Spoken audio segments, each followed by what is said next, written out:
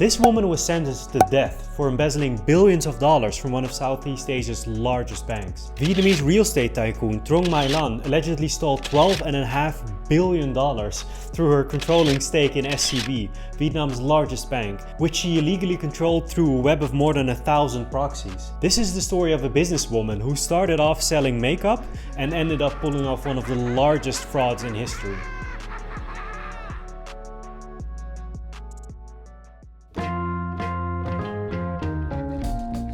Truong My-Lan was born on October 13, 1956 in Saigon, South Vietnam, in conditions that could not have been more different than the opulence she indulged in later in life. My-Lan hails from a lower middle-class family of Chinese origin. She started her career as a cosmetics saleswoman, selling makeup and hair extensions together with her mother on Saigon's oldest market.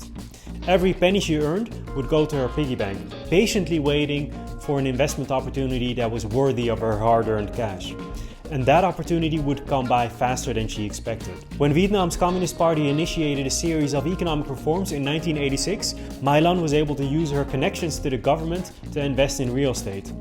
According to some rumors on the internet, she cultivated those relationships through tactics that were not as formal as you might expect from a savvy businesswoman. You know what I mean? You see, in Communist Vietnam, all land is officially state-owned. Getting access to it often requires personal relationships with state officials. And if there's one thing that My-Lan was great at, it's cultivating relationships. Get it? Within a couple of years, she had built up a large portfolio of hotels, restaurants, office buildings, and other investment properties. She would leverage her wealth as much as she could, borrowing huge sums of money from local banks in order to buy up as much real estate as she could. This allowed her to ride a wave of Vietnamese real estate booms to become one of the wealthiest Vietnamese entrepreneurs. By 2011, Truong My-Lan was one of the biggest business tycoons in the country.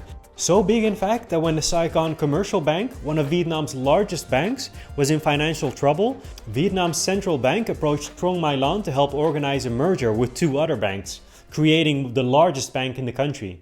My-Lan, early on in her career, recognized the central role that banks played in real estate investment. It's the banks that allowed her to build up a huge portfolio that she had. But there was a limit to the amount of money she could borrow. My-Lan, being the savvy businesswoman that she is, started thinking, what if I owned my own bank? Then I could borrow an unlimited amount of money and I wouldn't have to pay it back. Genius! And so she zoomed in on SCB, since she already owned a 5% stake in the bank. But there was one big problem. According to Vietnamese law, no single individual was allowed to own more than a 5% stake in a Vietnamese bank. But obviously, My-Lan wouldn't let that stop her.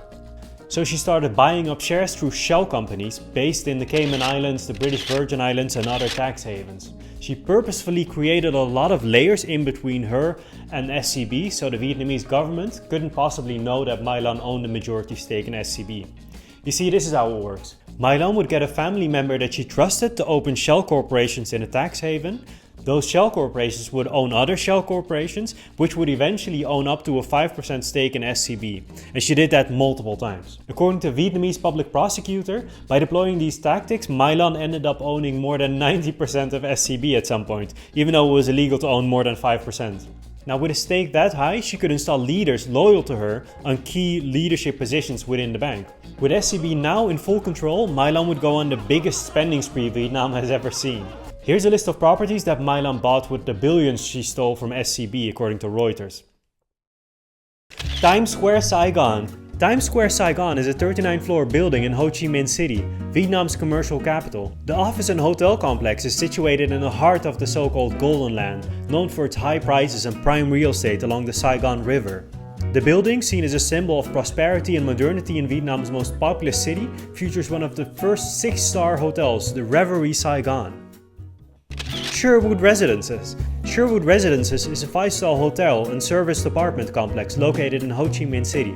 The 22-floor building features 228 serviced apartments and 12 penthouses, and is among the first serviced apartment complexes in the city to be awarded a 5-star label by the Tourism Authority. Sherwood Residences is where My-Lan lived until her arrest in October 2022. Windsor Plaza Hotel. The 5-star Windsor Plaza Hotel is located in Ho Chi Minh City's Chinatown and features 376 rooms and suites, along with restaurants, bars, conference rooms, a ballroom, a fitness center, and a swimming pool. Capitol Place. Capitol Place is a grade A office building in Hanoi's downtown Ba Dinh district. It consists of two 37-floor towers with a total office space of more than 100,000 square meters. IFC 1 Saigon. IFC 1 Saigon is an almost finished 41-story building in Ho Chi Minh City's District 1. The building is on the banks of the Saigon River, featuring office spaces, apartments, and commercial centers. Welcome back. These are just some of the top properties in Lan's portfolio. There's so many more. According to Vietnam's public prosecutor, My-Lan took out $44 billion in loans from SCB. This amounted to 93% of the loans issued by the bank in the decade that My-Lan controlled the bank. But every party eventually comes to an end. On October 6, 2022, after a multi-year investigation, Truong My-Lan was arrested and charged with using 916 fake loan applications to appropriate more than $12.5 billion from SCB and illegally owning a majority stake in the bank. The same week that My-Lan was arrested, 3 SCB employees committed suicide, presumably because they were afraid to be caught up in the corruption investigation. Which makes sense since 84 other defendants were arrested, 45 of whom were SCB employees, 15 were officers of the Vietnamese central bank, and 3 of them were government financial investigators. On April 14, 2024, Truong My-Lan was sentenced to death by legal injection for embezzlement. All the other defendants were also found guilty and charged with sentences from 3 years suspended jail time to life in prison. Multiple politicians were also caught up in the scandal, with the highest profile ones being President Nguyen Xuan Phuc and President Vo Van Thong. Yup, 2 consecutive presidents were forced to step down as a result of the scandal, which makes sense. This is by far the largest fraud in Southeast Asia's history. The amount of money that was embezzled amounts to 3% of Vietnam's GDP. The fraud is 4 times as big as the 1MDB scandal that occurred in Malaysia a couple of years ago, which we will cover very soon, by the way. So yeah, that's the story of the biggest fraud of the decade.